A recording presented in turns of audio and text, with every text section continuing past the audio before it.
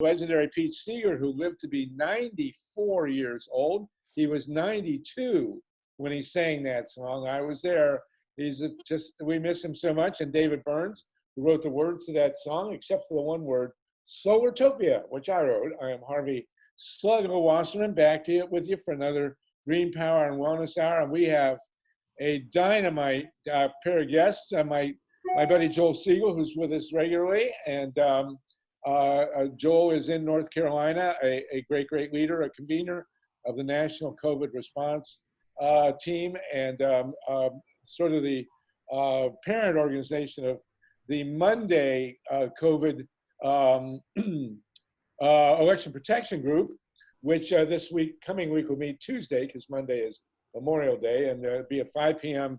Eastern time. You want to jump in, email me, Harvey Wasserman, at call me Sluggo, at Solartopia@gmail.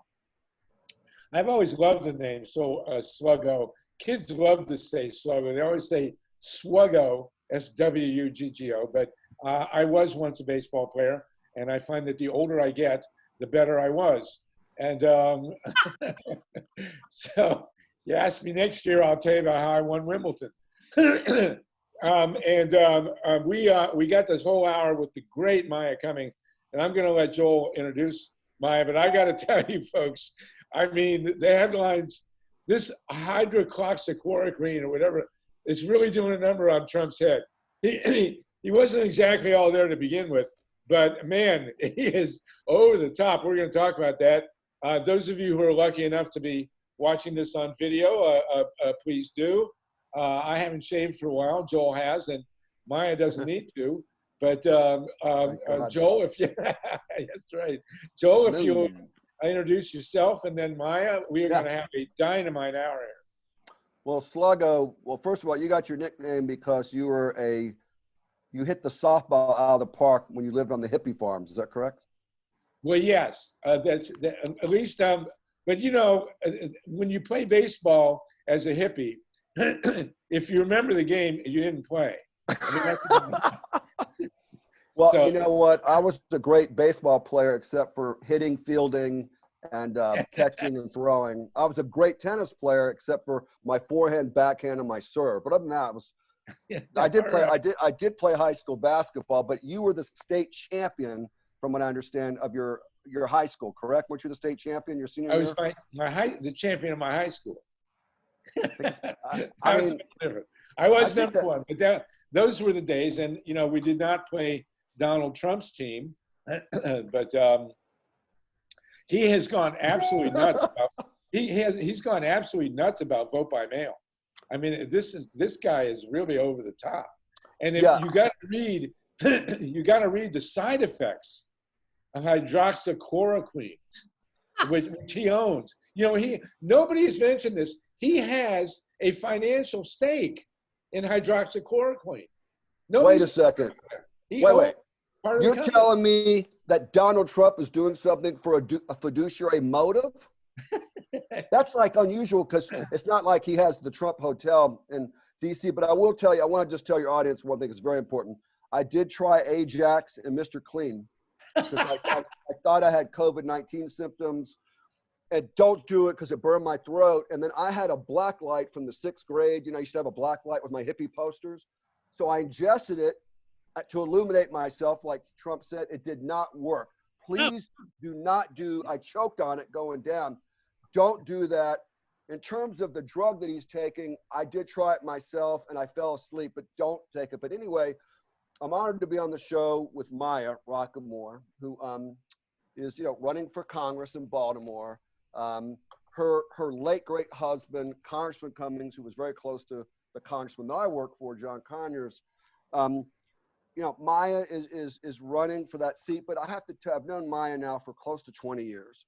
I think she's the most important progressive running for Congress right now. She's for Medicare for all, jobs for all, housing for all, eliminating minority health disparities. When Mr. Conyers needed someone to advocate for single-payer Medicare for all, she was there. Former chief of staff for Charlie Rangel, so she's got all this experience. But if we're going to change the policy, we have to change the policy makers. and she spent years working in think tanks, and but she's also, you know, very, very dear, close friend of mine who fights for the people, not the power. Well, Maya, it's great to have you on the show.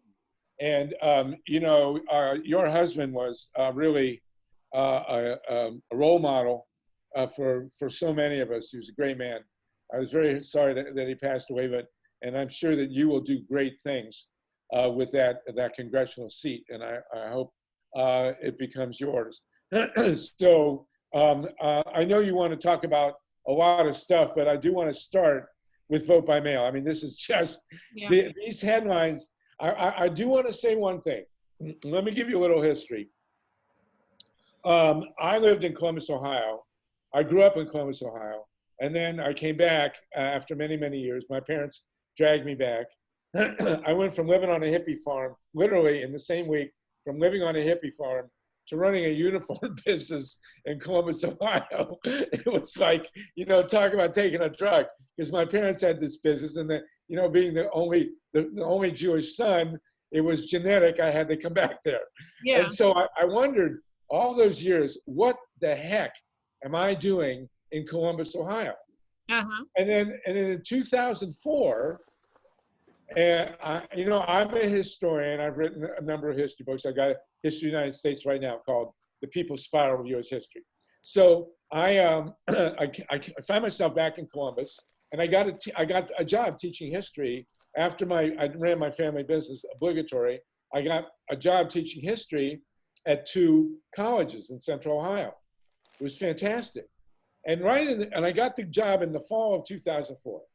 And my buddy, Bob Fitrakis, was a political scientist at Columbus State, which is one of the schools I taught at, a community college. And he starts calling me about the 2004 election. I wouldn't have known, but he's a political scientist. He starts telling me how they're stealing the election. John Kerry is running against George W. Bush, and everybody knows that Kerry's going to win. And Bob is calling me with all this crazy stuff. Now, the thing about Bob, he's a brilliant, brilliant guy, but he's typographically challenged. In other words, he can't type. Okay. And I can type. So that was the one thing I learned in 9th grade, is how to type. So we started putting out these articles. And what they did in 2004 in Ohio was just absolutely shocking.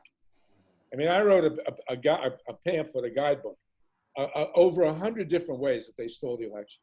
I mean, it was staggering. And I used to get so furious I'd have to stand up, leave my typing chair, pick up things, and throw them against the wall. That's how bad it was. And so that's how I learned about election protection. Now, Bob, my co-author, had already been in El Salvador in the 80s. He was an election protection guy in El Salvador. He said it was more civilized in El Salvador than it was in Ohio. I mean, you know, we had violence at the polls. These Republicans showed up and intimidated people. So I've been writing about that with Bob ever since. And we have a national group which Joel has helped convene, which I'm inviting people to, on election protection.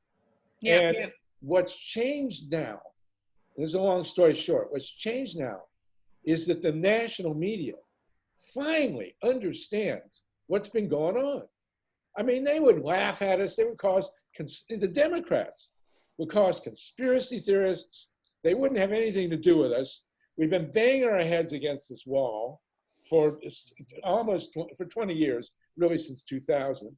And finally, the New York Times is running these articles about, you know, look what Trump is doing. They finally got the message because they're scared. You can tell they are really scared. And so everybody.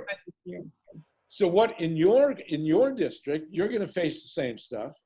What are you looking at? So we're already actually facing it because of the coronavirus. Maryland has now gone to an all mail-in ballot situation, but that hasn't. It actually has translated into voter suppression by administrative fiat. We are a Democratic state run by a Republican governor. The State Board of Elections, of course, is under the state's purview. And we do have local boards of election as well. But this is what we've faced so far. So, you know, in this mail-in ballot situation, people are not receiving their ballots. or they're receiving their ballots late. We have had a situation where the State Board of Elections printed the wrong date on our ballots, meaning, and then that means something for the 7th Congressional District, because they kept April 28th on the ballots, even though the election is now on June 2nd. That's a problem for my district because we actually had an election on April 28th. So that means that people are going to open their ballots, see April 28th at the top and say, oh, I already participated in this election, and throw it out.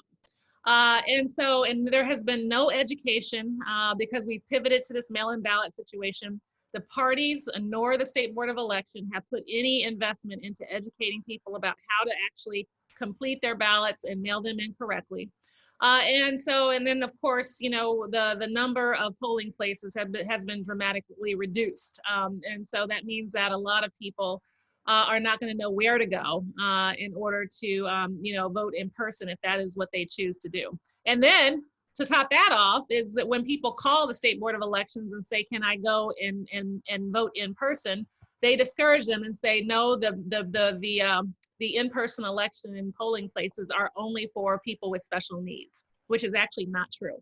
So what we have is a lot of misinformation going around that actually results in voter suppression. And that is what we need to watch out for in states across the country. Man, well, I will say one thing. Having observed elections since 2004, we need to complain bitterly about vote by mail, and but we're 5.5 months out. And I will say that the alternative was 117,000 precincts where the local precinct captain did anything they felt like doing, including turning people away, giving them provisional ballots which they would throw in the trash. So our challenge now, you know, technically, vote by mail should be good. The major plus about vote by mail is that it's on paper. Most of the election theft that I witnessed with Bob and so many others, you know, we've had other people come on, Steve Rosenfeld, Greg Palast, who actually did 2000, Bev Harris, Mimi Kennedy. There's a lot of people working on this. And the major change for the positive is that the ballots are on paper.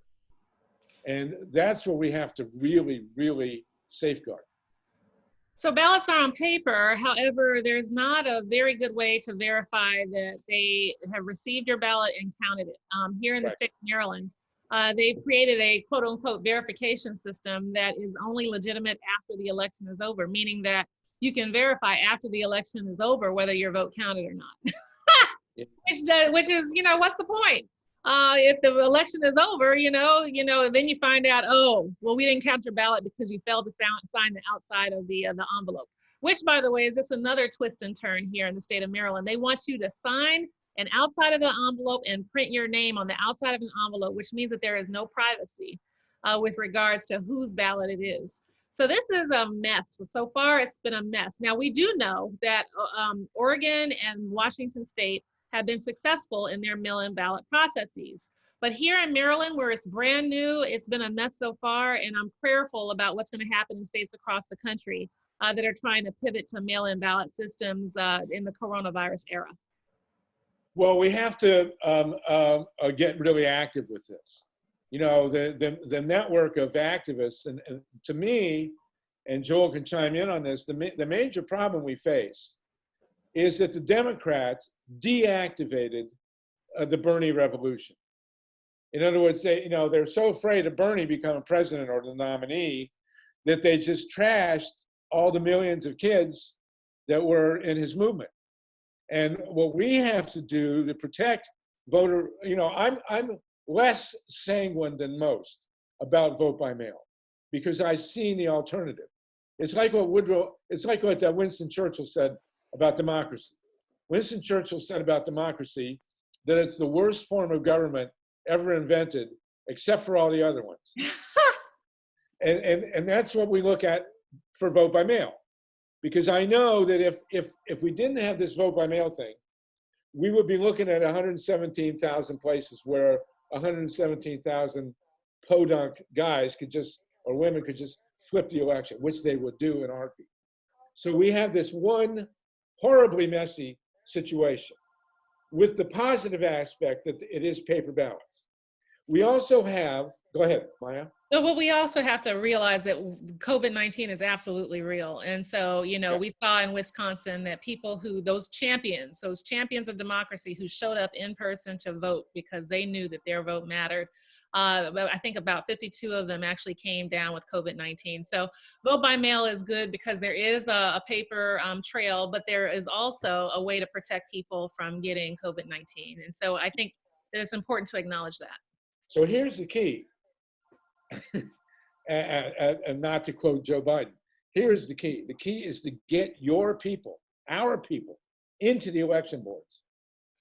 They have to be inside the apparatus that is administrating the vote by mail. They can, we need, no, I just did, Joel's been, you know, the co-convenor of these Zoom calls that we've been doing, and I have developed from that a guidebook of all the bad stuff that's associated with vote by mail, and there's a ton. I boiled it down to about 20 major points, right?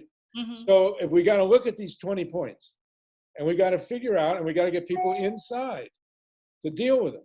We can't just say, oh, vote by mail, this and that. Here's what they're doing.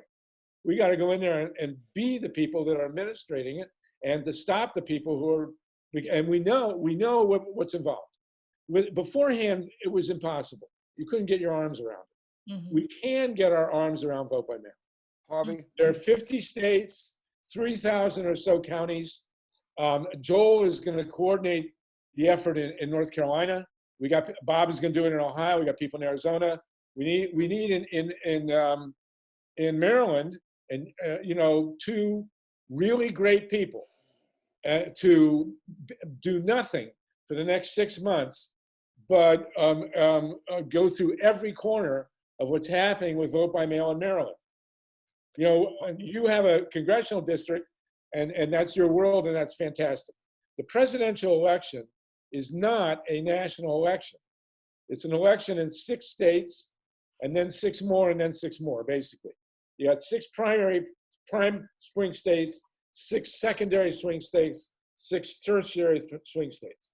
Mm-hmm. And we need people in every one of those states who knows everything that's going on about vote by mail. Joel?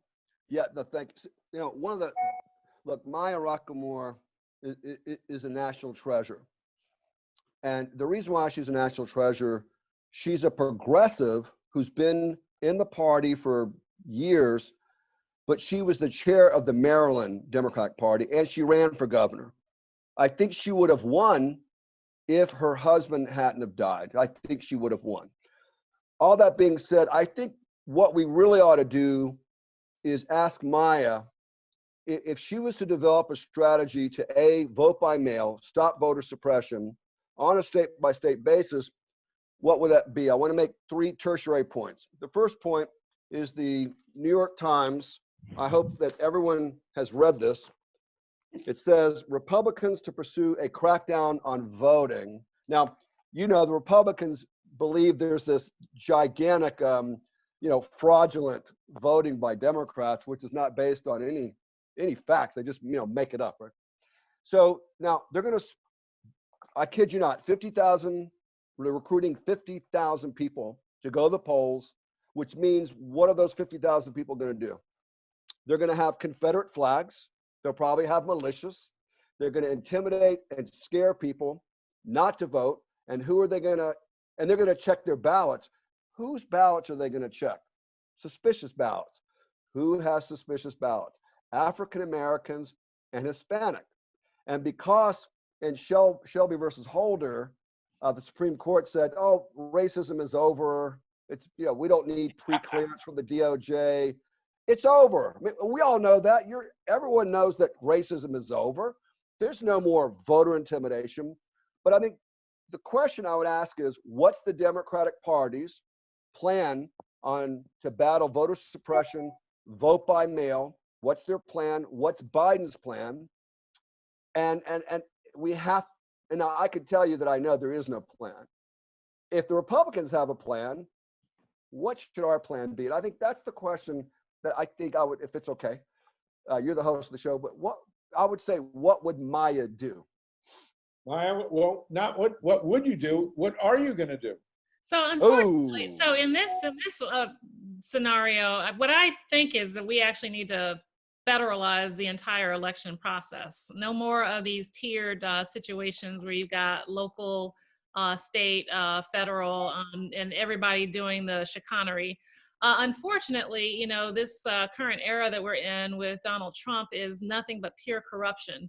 And so then becomes one of security. If we actually standardized and federalized all US elections, how do you make it secure? And then that becomes a question of technology. Meaning that, you know, if we're moving toward an era where we don't necessarily have to turn up to a poll in order to vote, is there a way to actually secure the vote?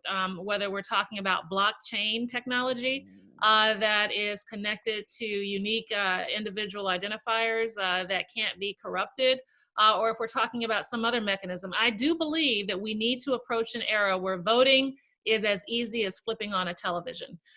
We do not need to have all of these blocks. We don't need to have all of these, you know, people involved in every level to potentially, you know, certainly suppress the vote. But, you know, unfortunately, I don't trust this administration. They are corrupt. They are malfeasant.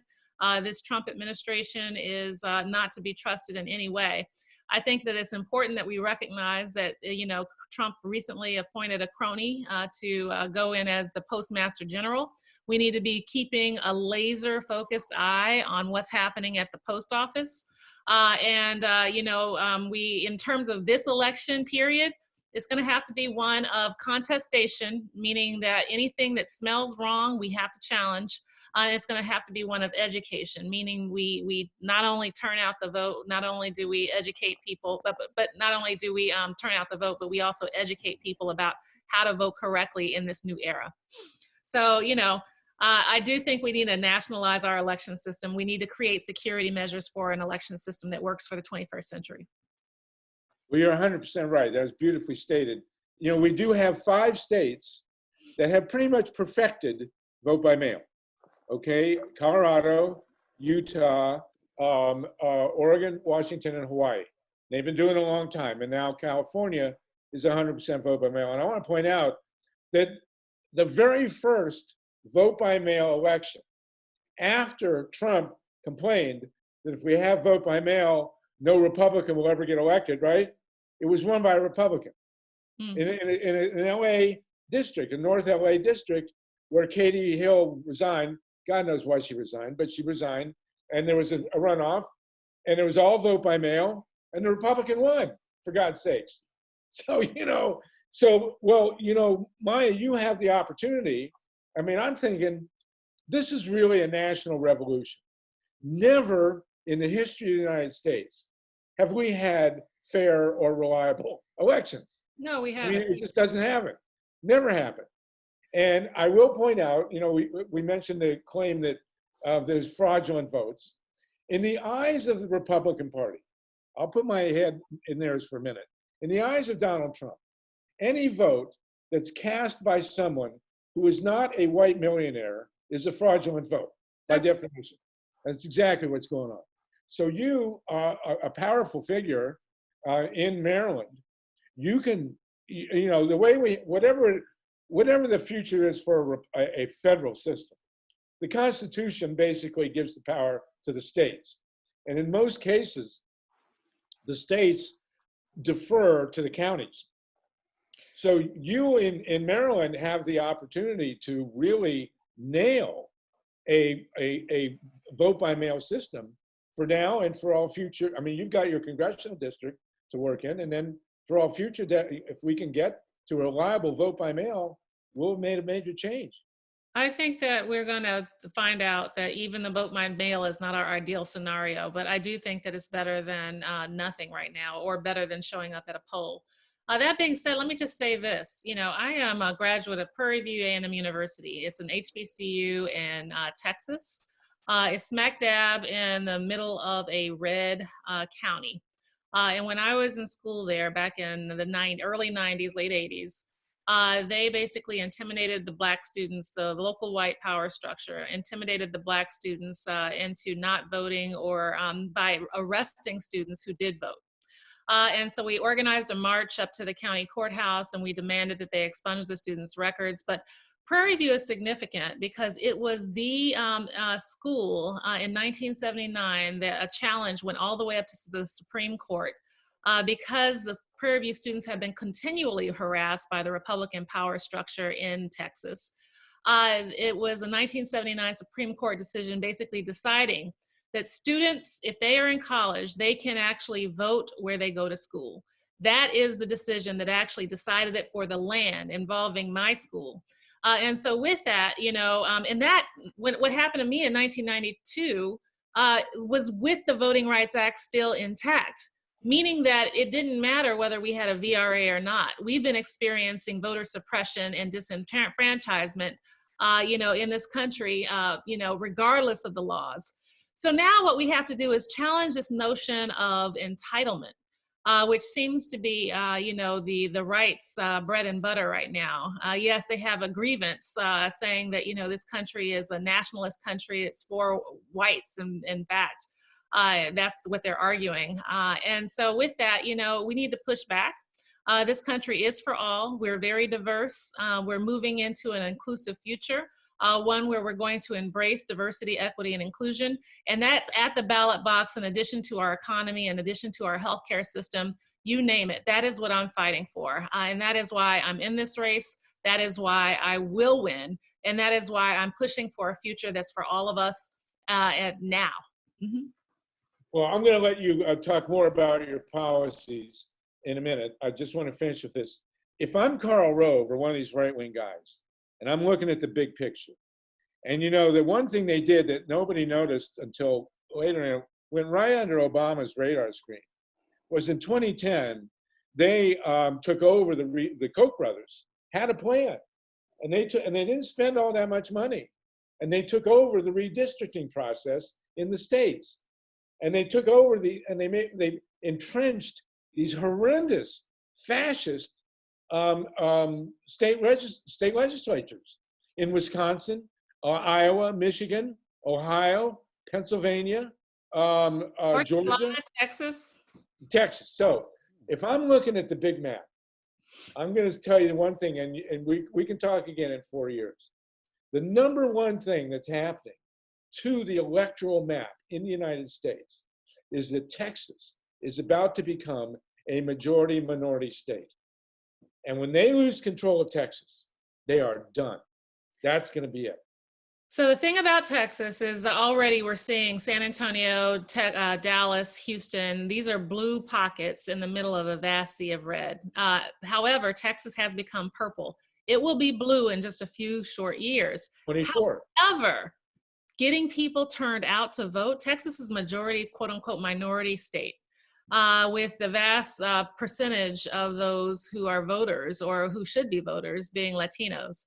We need to find a way to actually inspire and support Latino participation at the polls. Civic engagement has to be encouraged and reinforced through these populations and African American populations as well.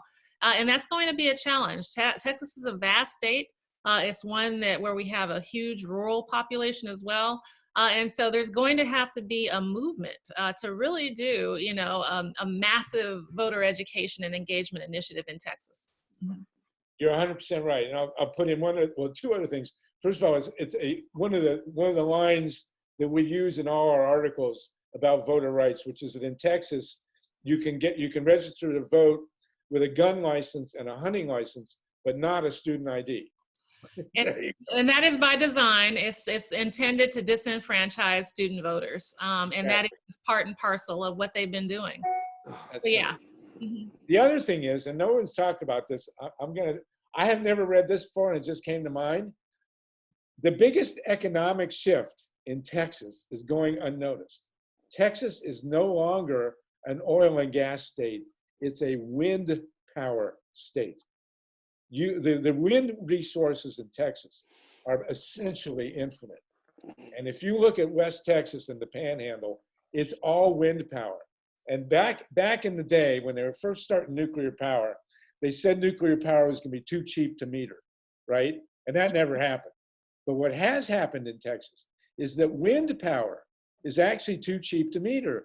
There are utilities in West Texas that are giving away electricity free at night because they can't get it off the grid. So just put that on your back burner, Joel. No, I think what Maya just said is very, very important about registering African Americans and Hispanics as the key to Democrats winning. So the theory of change and winning by the Democrats used to be you get the swing Democrat. I always like that word, by the way, swing Democrat. No, I better not go there. This is a radio show. But the research shows that is a fallacious theory, that Democrats win elections when they ramp up the Hispanic and the Black vote, which is why Obama won by such huge margins and why Hillary lost. She lost in districts where there was not a spike in Black and Hispanic vote. So the question I would have for Maya is, if we have Stacey Abrams and Fair Fight, who received millions of dollars from Bloomberg, one theory that was in the New York Times that the Democratic Party is stating is let Stacey Abrams fight. Let's have her people at the polls. Let's make what she did in Georgia to mitigate voter purging was they ramped up registration of those who were purged and those who haven't been purged to mitigate those who have been purged. The question I have is, I don't know Stacey Abrams. I don't know too much about Fair Fight. What is their plan of action? And they are partisan. What is the Democratic Party plan? Since you're in Maryland, do you have any idea of what Fair Fight is doing in Maryland or in other states? Because that would make sense to fund Fair Fight in 18 states, as long as the party and those of us who are progressive Democrats can plug into it. I want to plug into it in North Carolina. I don't know how to. So Fair Fight wasn't prioritized. They were prioritizing battleground states. Maryland is not a battleground state, so they don't have a presence on the ground in Maryland. But from what I understand, their approach is to basically empower average citizens, not just attorneys, to basically be poll watchers, to actually help people to challenge, basically, Harvey, what you were talking about earlier about getting into those electoral systems and making sure we have our people represented. The Fair Fight approach is an approach where there is proactive training of citizens to be, poll watchers, to be poll workers, et cetera, so that there is a literal surround sound around the polls with regards to people who are protecting and defending the right to vote. Now, the Fair Fight, I don't know what the Fair Fight or the Democratic Party strategy is now, that we're likely to move to a mail-in ballot scenario in states across the country. That was a poll-heavy approach. Now that we're looking at a poll-light approach and a mail-in ballot system, the question is, what is the strategy? And I haven't seen anybody come up with a national plan around it. Well, let's have you come up with it. That leads me to my next point. I'm writing a letter. I'm gonna get its first signed. This is through the COVID-19 Emergency Response Group. Maya, you've known me for a very long time. When I got thrown out of a hospital because I was uninsured, I organized the largest movement in the history of this country of uninsured people, launched our movement on Capitol Hill with Barney Frank and Bernie Sanders. That's how I got into Congress. I didn't wait for the Democrats or anyone else to do universal health care. Conyers, myself, you, Congressman Cummings. Actually, Congressman Cummings was one of the leaders of the universal health care movement, just for the record, because I was there. We can't wait for the Democratic Party to act. We who are progressive Democrats, I know that you have listeners who are green. Even if you're green, it doesn't matter. The Democratic Party is there. They got the resources. This letter is going to go to every single chair of the Democratic Party in every state. It'll be signed by every state Democratic Party chair and elected officials. It's going to go to Perez saying, here's the strategy that we're proposing. And it's also going to go to the Biden campaign. What do you think of that idea? We take a proactive stance instead of waiting. I'm happy to do it. So Harvey, you should know that you mentioned earlier about somebody being a political scientist. That's my PhD. I'm in political science. So I'm paying close attention to what's happening here in Maryland, at least. And there are standards that I think that we should all meet. One is that there should be no reason why anybody has to put a postage-paid stamp on any ballot in this country. And so we need to make sure that the submission of ballots is actually free. The other thing is that state voter systems actually have the correct address for people. 20% of our April 28th election ballots were actually invalidated because they didn't have the right address for people. People moved. And so we're going to have to, that's another thing that you have to make sure that the voting rolls are actually up to date in terms of people's addresses. And so there's got to be a standard and the best practice that we put into place with regards to that. In terms of the printing of ballots, we need to make sure that people have sufficient time, that they arrive with sufficient time in the mail for people to do their research on candidates, for them to consider their choices. And that means that there's none of this last minute mailing thing, or no ballots lost in the mail situation, which means that there's going to have to be an accountability structure with regards to the mailing process itself. And then the verification process. We're going to have to look at how to put a verification system in place so people can actually check, perhaps online, perhaps via phone, to find out if their ballot has been received and if it has been counted. And if it has not, then absolutely there's got to be a way that people prior to the election ending that they can actually correct or repair their ballot.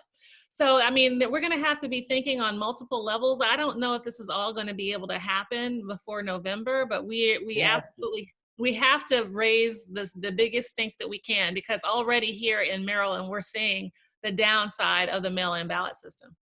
Yes, and you're 100% right. But I'll just reiterate that what we had before was worse. And at least we can get our hands around this. We're not fighting precinct by precinct with 40 different technologies.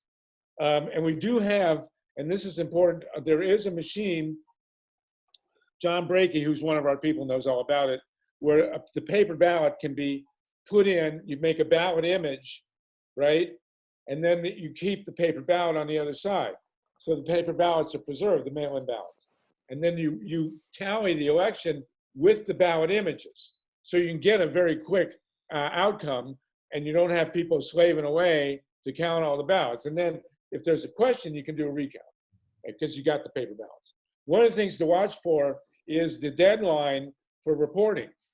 You know, the governorship and the Senate seat in Florida 2018 were stolen by, or 2019, were stolen because they couldn't meet the deadline. And that's where, Kavanaugh on the Supreme Court in 2000, he was an attorney for the thugs who went in and broke up the recount in South Florida that made Bush president. So you obviously know a lot about this. We're 5.5 months out. As Bill Clinton said, 4 months is a lifetime, 5 months is a lifetime in politics. We have the time to do this. And we got to get people, if you want to be our coordinator in Maryland, please, because the issue, it's not rocket science. There's about 20 major points on vote by mail that we got to protect ourselves on, which is an improvement. It is. I mean, I had the ideal voting experience in LA. I got my ballot in the mail. I filled it out. I walked it in to an elementary school on Sunday. There was nobody there but the voters. The people were happy to see me. I signed everything. I sealed it. I dropped it in a box. That's the way it's got to happen. So that we've had souls to the polls, which is a big deal, which is why a lot of people in the African-American community don't like vote by mail, because they'll lose that. But the point is, you get everybody's ballot in hand, and then everybody walks them into the polls. They don't have to stand in line. They just stand there, fill it out, drop it in. So, But it's also not clear, and what I think that we should also focus on in this process is the registration of new voters in the mail-in ballot system. Yes. Sure that people have the ability to have registration all the way up to the day of the election. I mean, these are things that we need to focus on in addition to, how to make sure that people mail in their ballots correctly. So yeah, there's a whole process, and I'm happy to work with you all on that. Good. So I will send you our document. I'll put you on the list. I cooked up this document, about 20 different points about vote by mail that we got to watch. But, you know, there's no excuse. We got 5.5 months. It's a lifetime. We can do this. Okay, so you are a fabulous, I appreciate your forbearance. You did 45 minutes on this. You have a great platform of other issues. Fire away. Tell us what you're doing. Why you're running for Congress, please. Well, I'm running for Congress, not just to build on the legacy of my late husband, but to actually fight for our future. I mean, it's all on the line, and COVID-19 is only kind of further illuminated the deep inequality and the deep disparities that we have in this country. And so for the last 20 plus odd years, I have been focused on, as I mentioned earlier, equity, diversity, and inclusion. And I will continue to do that, particularly here in Maryland 7th, where we have deep levels of inequality, like other places around the country. And so, you know, on the COVID-19 thing, I have signed on to this Bold New Deal strategy, which is a 3-part initiative. The first part is taking a human-centric approach and building a national plan around a public health response to this that addresses the disparities. So you basically, you know, have the testing, the contact tracing, the isolation, the essential personal protective gear for essential workers, and an approach that actually targets those communities that have been hardest hit. So seniors, assisted living facilities, prisons and detention facilities, communities of color, lower income communities. These are all vulnerable communities who have proven by their rates of infection to be vulnerable. That means that we have a universal public health strategy with targeted levers to make sure that those who have been marginalized get priority treatment. The second part of this is access to health care. Immediately, I am arguing that we need immediate access to health care. For those who are uninsured, they're either immediately let into Medicaid, or we drop the 65-year age requirement for Medicare and immediately let them into Medicare. Over the intermediate term, I argue that we actually need a Medicare for all national healthcare system. And that is to ensure that, you know, all the climatologists say that this is not going to be the last coronavirus we see. And because of the changing climate, that novel diseases will be coming up at a more frequent rate in the future. That means that we've got to be ready, and we can't be ready with a system that leaves so many people out. And then the third part is economic. That we need a several-part economic plan for the nation. The first is a massive stimulus, and that takes place in terms of a clean and green infrastructure development strategy, where we basically address all of the neglected needs of the nation that we've neglected for the last half century, as a way to also help bolster a federal jobs program, where we provide anybody who wants a job with an opportunity to work. And then, of course, making sure that we have income security, food security, and housing security for the people. And so with that, you know, it's a 3-part strategy that addresses all of the needs, and it's making sure that we have nobody who's left out, left behind, or unhoused in this era and hopefully beyond. So, you know, I am just pleased as punch with this Bold New Deal for the COVID-19 era. But for Maryland in particular, and for the 7th Congressional District, I also have what I call the HOPE Plan. And the H stands for Healthy and Safe Communities, O stands for Opportunities for Youth, P stands for Prosperous Families, and E stands for Equitable Development and Economic Justice. And so, you know, everything that I've talked about with regards to COVID-19, plus some, the expansion of Social Security, the passage of a universal family care plan, making sure that we're addressing issues like baby bonds so that we can get to the issue of poverty. I'm actually now supporting more of a basic income approach, but I call it a progressive basic income approach that's based on the wealth of a household. You know, we need to still tackle lower prescription drug costs. I've already talked about Medicare for all. For us, gun violence is a challenge, and so I am focused on how do we have a public health approach to gun violence that gets at the root causes of this issue. And so with that, you know, it's a big agenda, one that I am ready to tackle, and I have the experience to tackle, and I'm looking forward to getting the job done. Well, good for you. Fantastic. And by the way, as a historian, I have read the Second Amendment. And in fact, I can recite the Second Amendment. Okay. And I can recite actually both the First and the Second Amendments, but I won't bore you. But you know, the Second Amendment says that a well-regulated militia being necessary to the security of a free state. And what are these people thinking? There's no guarantee that everybody can own a gun.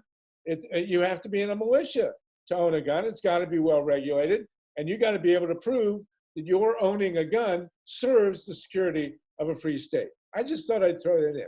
So I'm hoping you're going to be in Congress. We need your voice, and we need your, and you have a vested interest in protecting the vote in this next 5.5 months.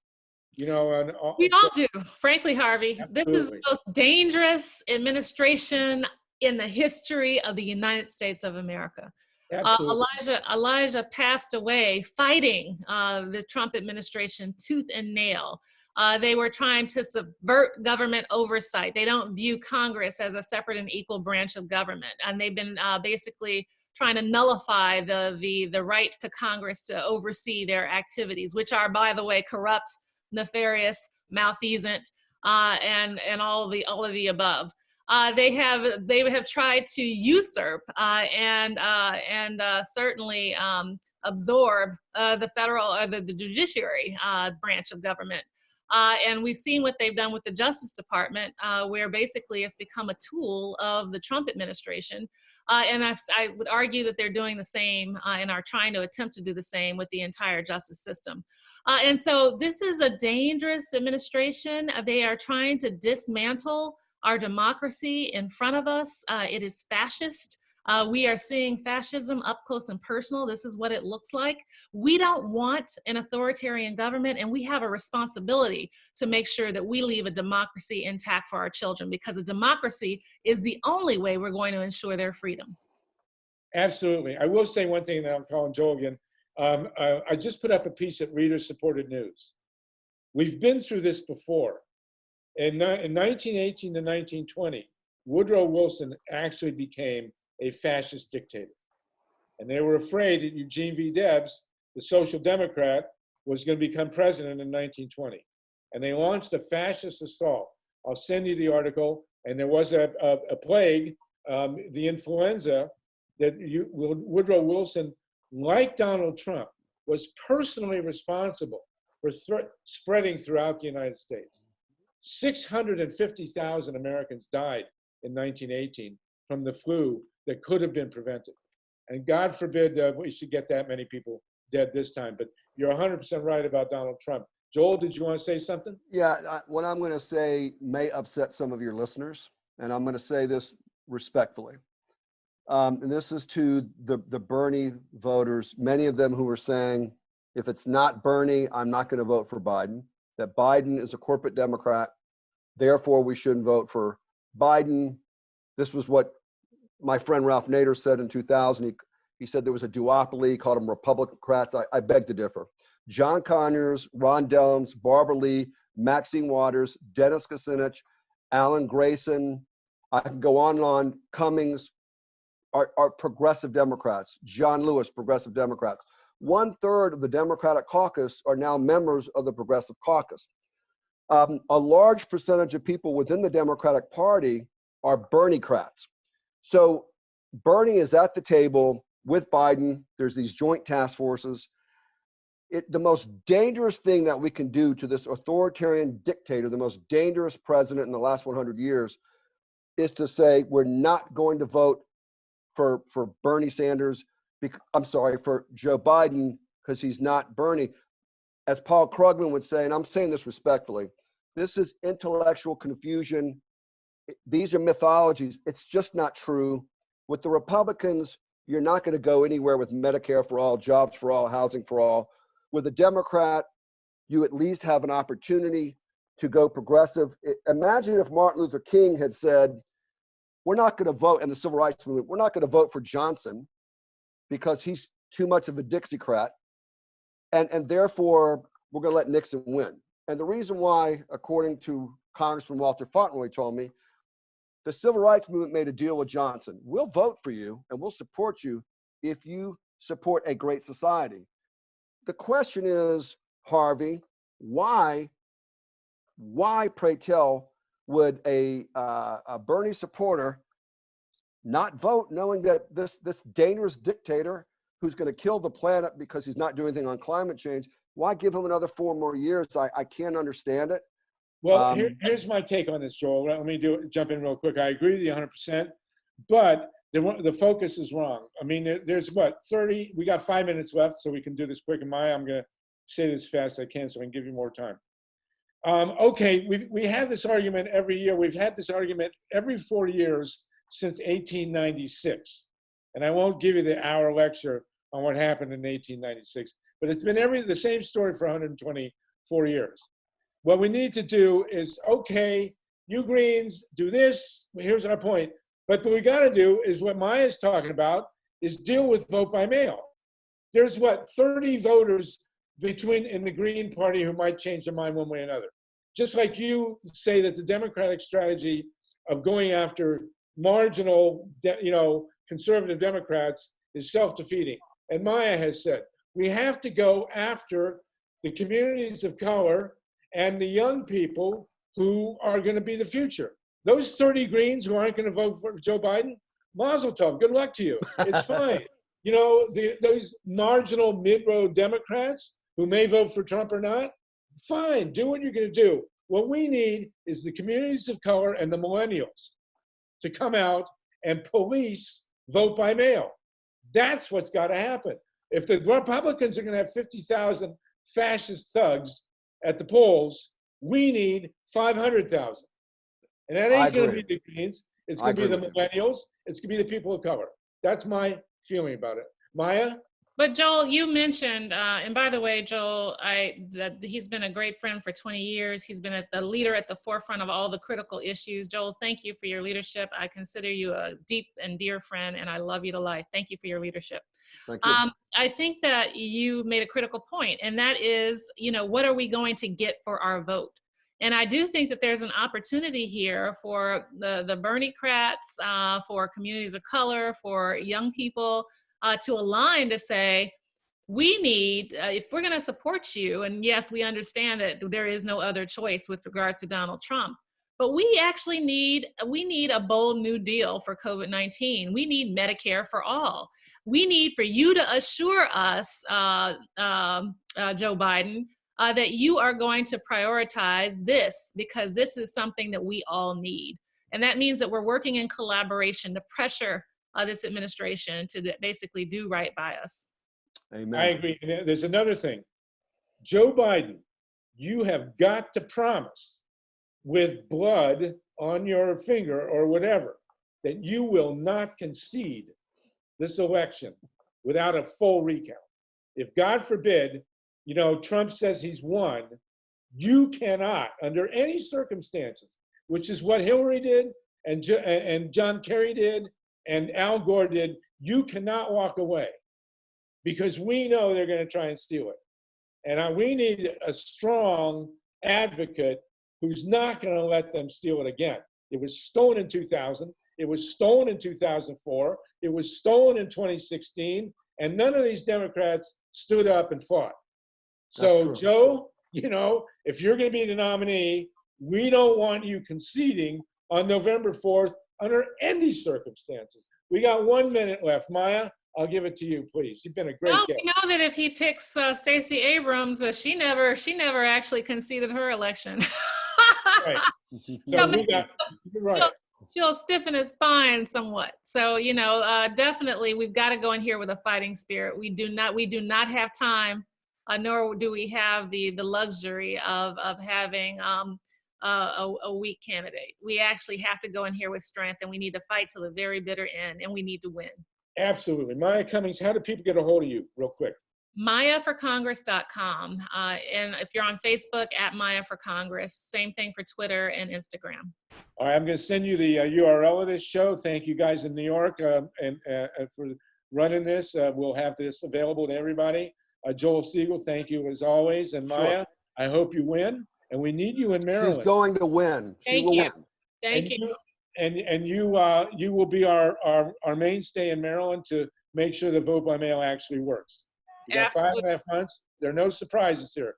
Thank you in New York. Thank you, everybody. Another great hour here at the Solartopia Green Power and Wellness Show. And we'll see you after hydroxychloroquine does its work